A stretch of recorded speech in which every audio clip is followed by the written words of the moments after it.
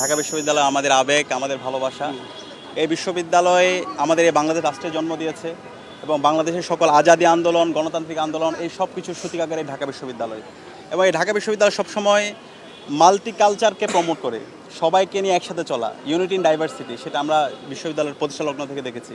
এবং এই বিশ্ববিদ্যালয় প্রতিষ্ঠিত হয়েছিল আমাদের এই অঞ্চলের যে চাষাভূষা আছে, যারা পিছিয়ে পড়া আমরা যারা জনগোষ্ঠীরা আছি, তাদের অধিকার নিশ্চিত করা এবং তাদের যে সন্তানরা আছে তাদেরকে শিক্ষিত করে তারা যেন এই সমাজে নেতৃত্ব দিতে পারে এবং সারা দুনিয়া নেতৃত্ব দিতে পারে, সেই জন্য এই বিশ্ববিদ্যালয় প্রতিষ্ঠা হয়েছে।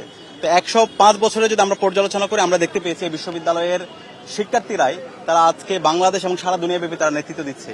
এবং বিশ্ববিদ্যালয় যে উদ্দেশ্যে নবাব সলিমুল্লাহরা প্রতিষ্ঠা করেছিল এবং তাদের যে অসামান্য অবদান ছিল, আমরা তাদেরকে আজকের এই দিনে শ্রদ্ধার সাথে স্মরণ করছি। এবং একই সাথে আমরা এই বিশ্ববিদ্যালয়ের থেকে যে সমস্ত যারা শহীদ হয়েছেন, যারা দেশের জন্য জীবন দিয়েছেন, তাদের জন্য আল্লাহর কাছে দোয়া করছি। এই বিশ্ববিদ্যালয়ের দীর্ঘ ফেসিবাদ বিরোধী আন্দোলনে এই বিশ্ববিদ্যালয়ের শিক্ষার্থীদের অনবদ্য ভূমিকা ছিল এবং সর্বশেষ জুলাই বিপ্লবের সূতিকাগার ছিল এই বিশ্ববিদ্যালয়। এখান থেকে সূচনা হয়েছে এবং এই বিশ্ববিদ্যালয়েই ফেসিবাদের বিরুদ্ধে সব সময় উচ্চকণ্ঠে কথা বলেছে।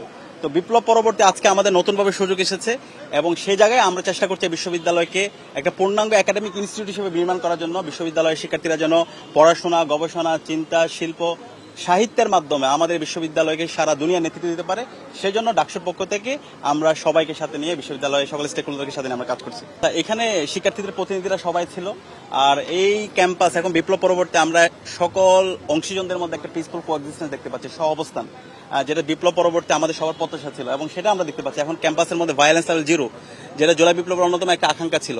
এবং সকল পক্ষ এখানে ছাত্র শিবির, ছাত্র দল এবং বিভিন্ন প্রগতিশীল বামপন্থী যে ছাত্র সংগঠন আছে, আমরা সবাই একসাথে বসে আলাপ করছি, আমাদের মধ্যে ডায়ালগ হচ্ছে, ডিবেট হচ্ছে এবং ছাত্র রাজনীতির একটা আমূল পরিবর্তন আমরা এখন দেখতে পাচ্ছি। এবং এই রাজনীতি একটা সাস্টেনেবল পজিশনে নিয়ে যাওয়ার জন্য আমরা কাজ করছি এবং ইনশাআল্লাহ আমরা সবাই একসাথে মিলে আমাদের ঢাকা বিশ্ববিদ্যালয়, আমাদের এই বাংলাদেশকে বিনির্মাণ করবো।